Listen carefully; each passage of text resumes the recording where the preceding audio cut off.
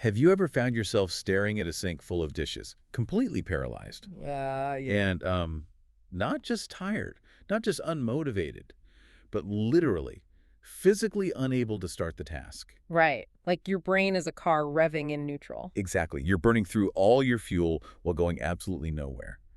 We've all had days where the simplest tasks feel like climbing a sheer cliff face. Yeah, that's a really common human But experience. what if that paralysis isn't a lack of willpower, but a symptom of a much heavier, invisible architecture holding you down? That is the core question we are looking at today. It really is. Today we are going on a deep dive into a deeply personal, incredibly raw journal entry. It's titled, When the Mask Comes Down. It's quite a read. It is. Yeah. Our mission here is to trace a single 24-hour period in the author's life. And this day swings wildly between two massive extremes. Huge extremes. On one end, we have bare minimum survival. I'm talking about the kind of profound emotional exhaustion where asking a parent to buy a carton of eggs feels mathematically impossible. Which is such a striking detail. But then, on the other end, taking place in the exact same room on the exact same day, we're going to look at the creation of a visionary, high-end supercomputer, one designed to revolutionize how we think about digital architecture. It is a remarkable piece of source material. We rarely get to see such a compressed, vivid snapshot of the human mind operating simultaneously at its absolute lowest survival capacity and its highest creative capacity. It's wild to see both happening at once. It really is. This text is essentially a masterclass in the psychology of hidden burdens. It forces us to look at the paradox of control and mental health. And it introduces this brilliant concept of cognitive offloading, Right. which is a mechanism we use to survive emotionally. And then the author ingeniously replicates that exact mechanism in Silicon and Wire. That contrast between the emotional exhaustion and the technological brilliance is what hooked me immediately. And we have so much to unpack regarding how those two extremes are actually connected. They are deeply connected. But before we get to the supercomputer, we need to start where the day begins. Right at the beginning. Yeah. The author opens the text by noting a shift. They say, something shifted yesterday. We admitted to our therapist that things aren't very sustainable. Just said it. Right. Just said it. And for whatever reason, the mask was down a bit, and we tried to keep it down. That phrase right there, the mask was down, carries an immense amount of weight. Does. In psychology, particularly when we discuss neurodivergence or chronic burnout or severe depression, masking refers to the highly conscious, deliberate effort to suppress your natural emotional state. Just to appear functional to the outside world. Exactly. It's the instinct to automatically say, I'm doing great, when a coworker asks how you are, even if your personal life is completely falling apart. That is a perfect, everyday example of it.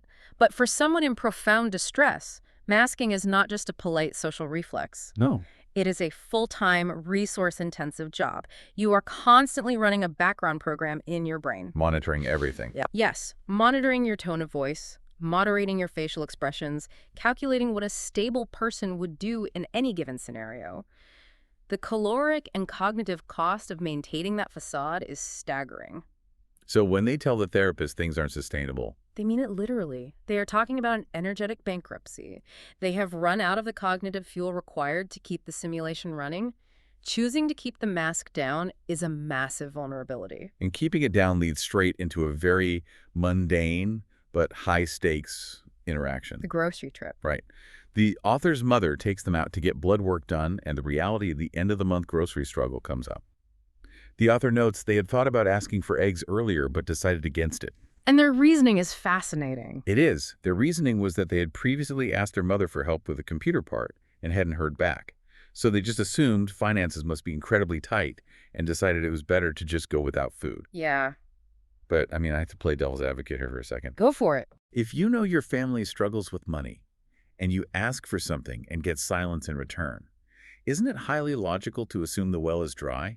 It seems that way. Isn't staying quiet about the eggs a form of protecting your mother from more stress? It seems logical from the outside, definitely. Mm-hmm. But we are looking at the mental arithmetic of scarcity here. Okay. When someone is operating under the chronic stress of poverty or severe depression, their decision-making process becomes subject to what we call Cognitive tunneling. Cognitive tunneling. Right. You stop seeing the wider context entirely. You focus intensely on a perceived lack of resources. The author created a false equivalence. How so? They told themselves, because I have an internet connection or because I asked for tech help, I am disqualified from asking for sustenance. Wow. It's an internal ledger that only makes sense to the person keeping the score. Exactly. And it assumes a zero-sum game that might not actually exist. By interpreting the mother's silence about the computer part as absolute financial devastation, the author projected their own lack of bandwidth onto their other. Oh, I see. They assumed that because they felt entirely overwhelmed, their mother must also be completely overwhelmed. Which brings a little bit of dark humor to the situation, honestly. It does. Think about how universally awkward it is to ask your parents for money. Whether you're 15 or 50, It never gets easier. we tie ourselves in knots trying to predict how they'll react. We draft these elaborate worst-case scenarios in our heads. We literally build an entire narrative out of a single unanswered text message. We do. And that narrative is almost always fundamentally flawed because it is built on isolation. But because the author's mask was down, the conversation about groceries actually happens anyway. Right. The author mentions things are getting difficult at the end of the month, and the mother immediately stops and asks, "Wait, do you need groceries?" And the author very timidly says, yeah, eggs would be good. And the mother's reaction completely shatters that internal ledger we were just talking about. She doesn't just buy eggs. She buys way more than they asked for. And then she does something that changes the author's entire perspective on the situation. She normalizes the struggle, and she introduces a failsafe. The credit cards. Yes. The author brings up their guilt, questioning how they can ask for grocery money when they have an internet bill. The mother dismantles that shame immediately by relating to it, saying she deals with that same feeling all the time. Right. She then tells the author that while finances are tight, she has credit cards. She prefers not to use them, but they exist specifically for situations like this. If they need food, the cards are there. That realization is a massive paradigm shift in the text. The author writes, working on things like the computer and finding out we didn't budget for groceries properly doesn't mean we can't have the groceries. It feels like such a simple concept. But when you are trapped inside that scarcity mindset, it's a revolutionary thought. It really is. It highlights the difference between knowing a situation and understanding a capacity. That's a great way to put it. The author knew the financial situation was tight. What they failed to understand was how their mother would choose to navigate it. The mother had a tool, the credit cards, that the author hadn't factored into their mental math at all. They just couldn't see it. Exactly.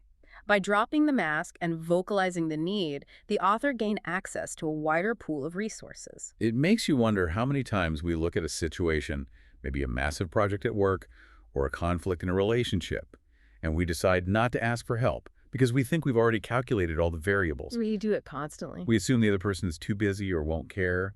We think we know the situation, but we are entirely blind to the fail-safes the other person might be holding. And that blindness is a direct result of carrying your burdens alone.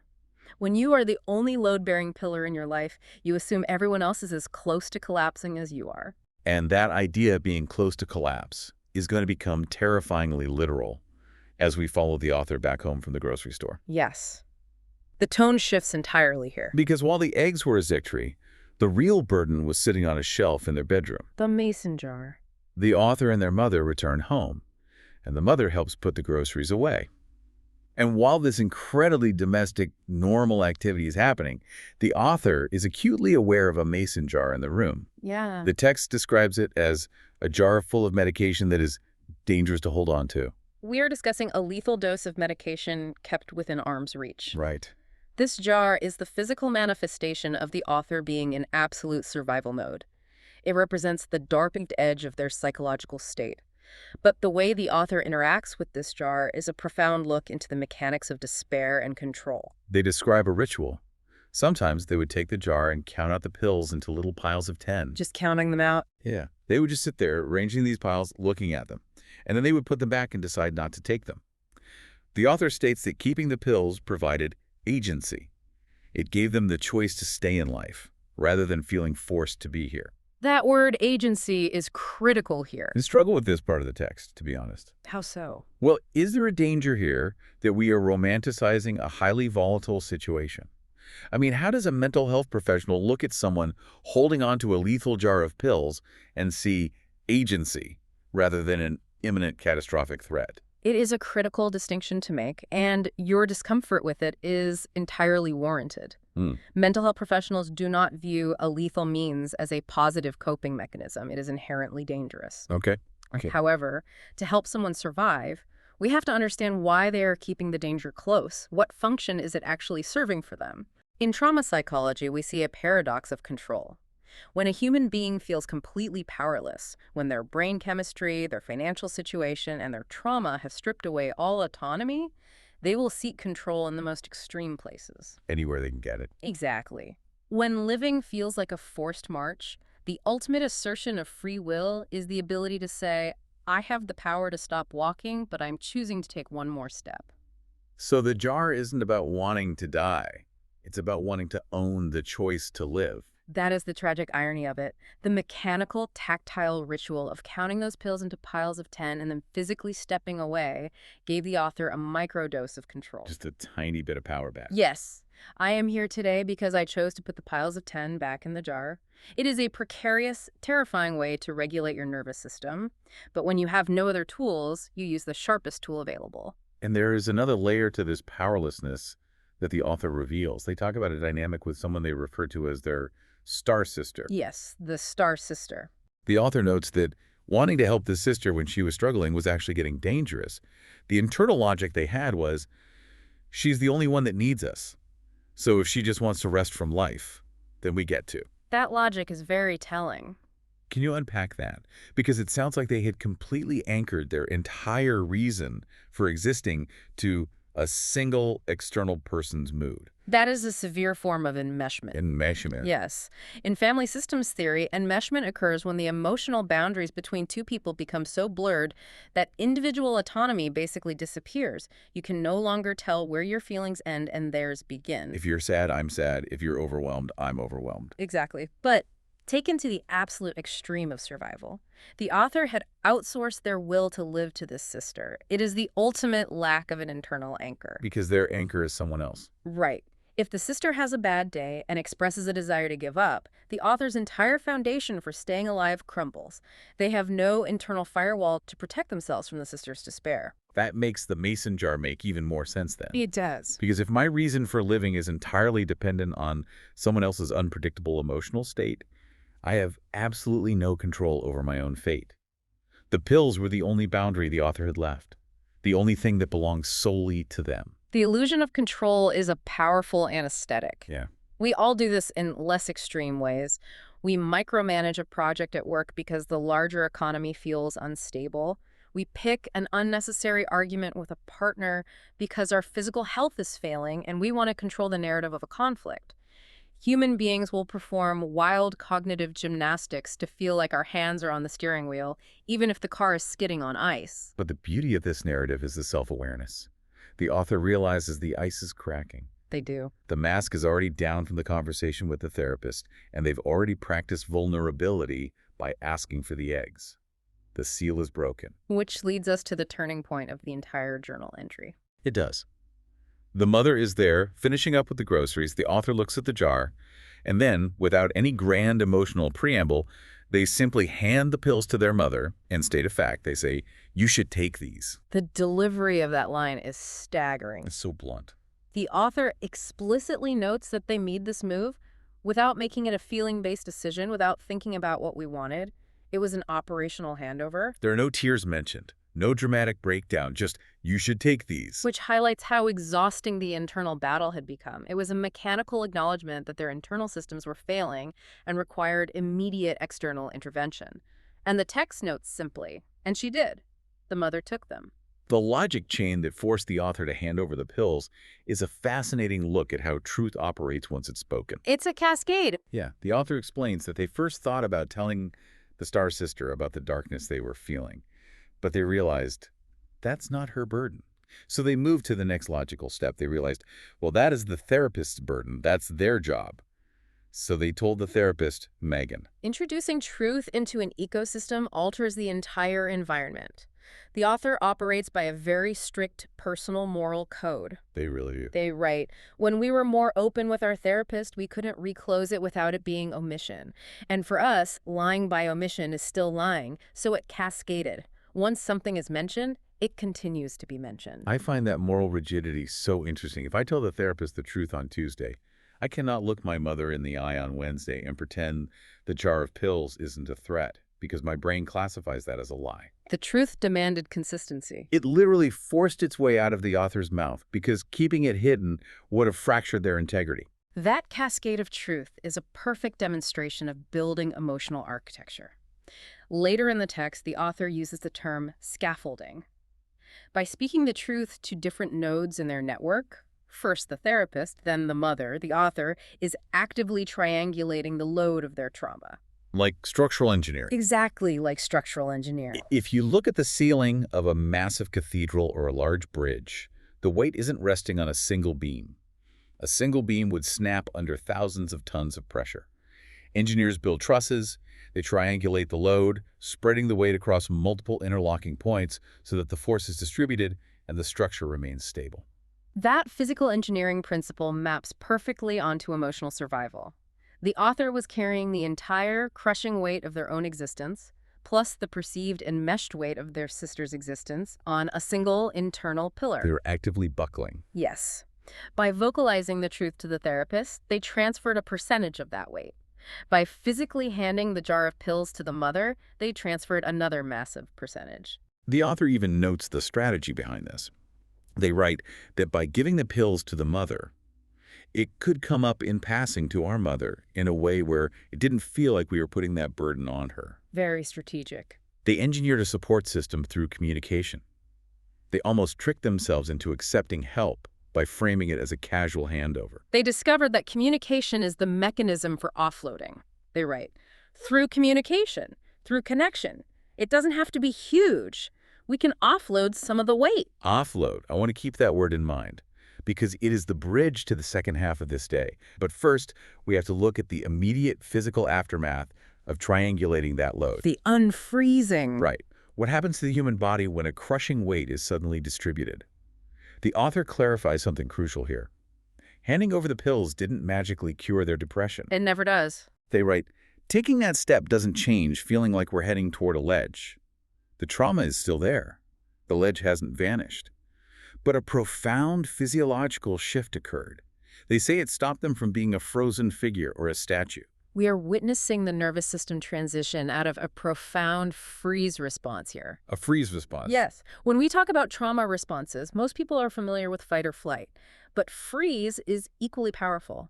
Evolutionary biology wired us to freeze when a predator is near, and neither fighting nor fleeing is a viable option. It is a state of hyper-aroused immobility. You look calm on the outside. But you are physically still, while internally your nervous system is redlining. So when the author had that lethal jar in their room, their brain was classifying the environment as an active predator zone. Precisely. The author describes the state beautifully as the crystallizing of the self, becoming inert. When your brain believes you are in imminent mortal danger, even if that danger is internal, it dedicates almost all of its processing power simply to keeping you alive second by second. Which leaves nothing for anything else. Zero cognitive bandwidth left for executive functioning. Which explains why, suddenly, the most mundane tasks seemed doable. The author notes that after the pills were gone, looking at the garbage, the recycling, the dishes, instead of feeling like an overwhelming, impossible mountain, their brain just said, let's do that. The bandwidth returned. It makes me think of trying to use a laptop before you've had your morning coffee. You're sluggish, nothing is making sense. But actually, it's more like a computer running a massive, system-hogging background virus scan. That's a great analogy. You try to open a simple text document, which is the equivalent of doing the dishes, and the entire computer freezes up. The fan is screaming. The cursor won't move. Not because the text document is complicated, but because there is zero available RAM to process the request. That analogy is incredibly fitting, especially given where the source text is about to take us. Escaping survival mode means that massive, hidden background program is finally paused. And you can breathe. The author states, we got out of survival mode, don't have to just pacify ourselves anymore. And the epiphany they have about this transition is vital. They realized that the movement didn't return simply because the pills were physically removed from the room. Right. The change didn't come from the pills not being here. The pills not being here, that's cause and effect backwards. It wasn't the empty shelf that healed them. It was the process required to create the empty shelf. Isolation is the catalyst for crystallization. It turns a person to stone. Communication is the solvent. The very act of reaching across the void, of speaking the truth to the therapist, and physically engaging with the mother to hand over the jar was the signal the nervous system needed. Like all clear signal. The communication signaled, you are not alone, you have triangulated the load, the structure is stable, you can stand down. Once the nervous system stands down, the bandwidth returns, and the dishes get done. I think we've all experienced a micro version of this.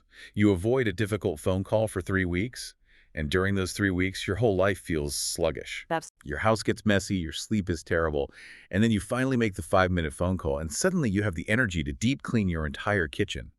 The unspoken dread was eating all your RAM. It is a universal human experience. The unspoken emotional load dictates our physical reality. Which makes the pivot in this source text so spectacular. Because once that emotional load was offloaded, the author didn't just do the dishes. They unleashed a staggering amount of creative technical power. They really did. On this exact same day, the day that started with an inability to ask for eggs, the day that saw a lethal jar of medication handed over to a parent, the author finalized the build of a custom high-end PC. They nickname it the TARDIS. The acronym stands for Time and Relative Dimension in Space, the famous time machine from Doctor Who. Oh, right, the one that's larger on the inside. Exactly. It is a fitting moniker for a machine designed to transcend its physical limitations. And the specifications they list for this build are far beyond standard consumer computing. I see the specs here. An AMD Ryzen 9 9950X 3D processor paired with 96 gigabytes of RAM. Now, I am not a hardware engineer. I know that sounds like a massive amount of power, but can you break down what that actually means? Why is 96 gigs of RAM significant compared to the 8 or 16 gigs in a normal laptop? To understand the machine, we have to look at what the author intends to do with it. They didn't build this to play standard video games or browse the internet. They write that the purpose of the TARDIS is to run the physics engine, turn it into external cognition, create the future operating substrate. A physics engine. A physics engine is a complex piece of software that simulates physical systems, gravity, fluid dynamics, collision detection. It requires an immense amount of simultaneous calculations. So it's heavy lifting. Very heavy. The CPU, that Ryzen 9 processor with its specialized cache memory, acts as the brain. It processes the intense math at blistering speeds. Yeah. But to do that without bottlenecking, it needs a massive workspace to hold all those variables at once. Which is the RAM. That is what the 96 gigabytes of RAM provides. It is an incredibly vast short-term memory space that allows the processor to look at millions of data points simultaneously without having to constantly fetch information from the slower hard drive. So it's a machine built to handle an overwhelming amount of simultaneous states without freezing up. Yes. Which is exactly what the author's own biological brain was feeling to do that morning. It's a fascinating parallel. But I want to focus on that phrase you highlighted, external cognition. What does that mean in this context? In cognitive science, the theory of external cognition suggests that the human mind does not end at the skull. We use the external world tools, environments, other people to accomplish cognitive tasks. Like writing things down so you don't forget. Exactly. A notepad is external cognition for memory. A calculator is external cognition for arithmetic. But the author is elevating this concept to a structural philosophy. They are building digital scaffolding. Digital scaffolding. That ties everything together perfectly. It really does. Earlier in the day, they used human scaffolding. They offloaded their emotional burden onto their mother and their therapist to prevent their own psychological collapse. And now, they're literally wiring together a physical machine to offload computational and cognitive burdens. The parallel is undeniable. The author explicitly links the two concepts, stating, speaking to people about anything takes part of the burden off the self. It offloads, the same way we do when we log. Logging being writing the journal entry. Right. Logging, writing the journal entry we are reading, is a form of offloading memory and emotion. The TARDIS is the ultimate mechanized expression of that same survival instinct. They are creating a silicon structure to hold the heavy, complex processing that their biological brain cannot or should not carry alone. They are triangulating the load between their mind and the machine. And the vision they have for how this machine should operate is honestly mind-blowing. They talk about creating a lattice network. They write, not applications, but states that can exist within the computational substrate. Different perspectives of information displayed as needed, giving the illusion of what we call apps, but closer to the mind running different thinking processes. They are advocating for a paradigm shift from siloed processing to holistic architecture. It sounds like they're critiquing the entire way modern computing works. Right now, computing is siloed. You open a spreadsheet, it does math. You open a browser, it searches. They don't really talk to each other intuitively. No, they don't. The author envisions a system where the CPU, RAM, and GPU do not just run separate, isolated applications, but blend their capabilities to mirror the fluid state of the human brain. That makes so much sense. Your brain doesn't have an isolated app for visual recognition and a completely separate app for emotional regulation. It operates in holistic states, utilizing multiple neural networks simultaneously. The author wants the hardware to work in a lattice, utilizing hardware for its best capabilities rather than what it was originally intended to do. But the truly brilliant part of this is that the author is designing a technological architecture that directly mirrors the emotional architecture that just saved their life. It's an incredible realization. Think about it. In the morning, the author was living in a silo. They were completely isolated, hoarding their pain and their perceived financial burden in a mason jar. That isolation led to freezing. It led to becoming a statue. Yes. But when they communicated, when they connected with the therapist and the mother, they created a human lattice network. They shared the states. They triangulated the load. And that connection led to movement, survival, and ultimately the bandwidth to build the TARDIS. The hardware they are building in the afternoon is a direct reflection of the emotional breakthrough they had in the morning. That is the synthesis of the entire document. The tools we design inevitably reflect our deepest psychological epiphanies. The author learned through visceral survival that siloed processing leads to systemic failure. Whether it is a human holding on to trauma alone or a computer bottlenecking because its components can't share resources, isolation is the enemy of function. A lattice network, shared states, triangulated loads, this is the architecture of resilience. Which brings us to the profound conclusion of this journal entry. The author looks back at the staggering swing of the last 24 hours. They write, "We started yesterday unable to ask for eggs, ended today with a machine that will change computing sitting in our room waiting for power." It is such a stark encapsulation of what it means to be human. On one hand, we have the capacity for visionary world-changing creation. On the other, we are terrifyingly fragile, entirely dependent on basic sustenance and the emotional support of our community. It reminds us that the highest levels of human achievement are inextricably linked to our most vulnerable needs. You cannot separate the visionary mind that conceptualizes a holistic computational substrate from the exhausted heart that is terrified of being a financial burden. They are the same entity functioning on the same day. And the author leaves us with a redefinition of vulnerability that fundamentally changes how we view strength. It's a powerful shift. They write, "Sometimes vulnerability isn't weakness. Sometimes it's the scaffolding you build out of your own body to triangulate the loads.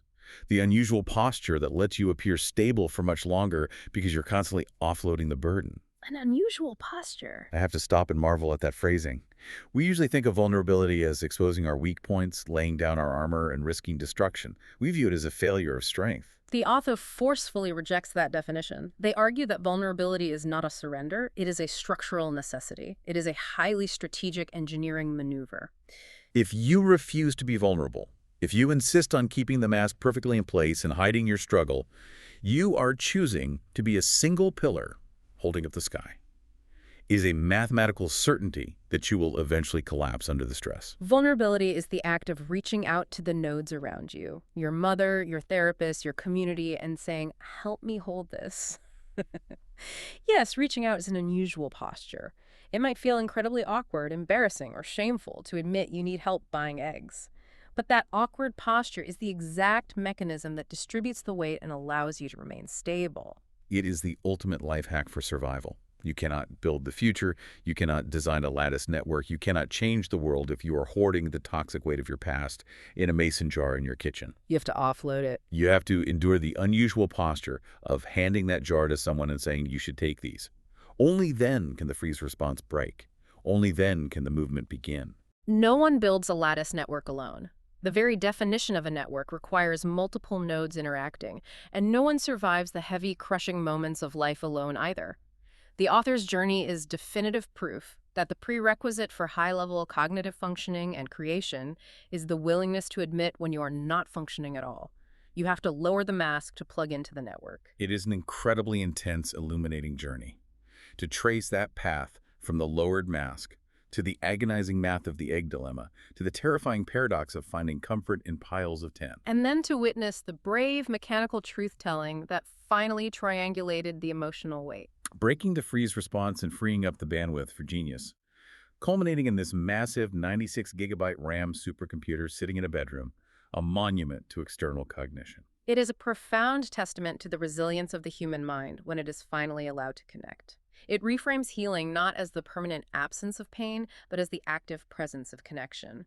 It is about continuously building the scaffolding, both human and digital, that allows us to bear the weight of existing. And as we wrap up this deep dive, I want to leave you with a lingering thought, an image from the very end of the text to turn over in your own mind. Go ahead.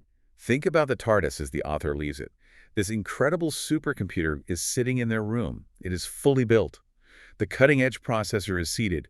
The massive 96 gigs of RAM are snapped securely into the motherboard. It has the potential to change computing, to run complex physics engines, to act as a future operating substrate. It is magnificent, Ah. but it is just sitting there, inert. Why? Because, as the author notes, it is waiting for a final power adapter to arrive. It has all the potential in the world, but it has no power. Wow. Now compare that machine to the author's own state that morning. They were a frozen figure, a statue. They had all that visionary potential locked inside them, but they were entirely inert, until they lowered their mask, connected with their mother, and handed over the pills.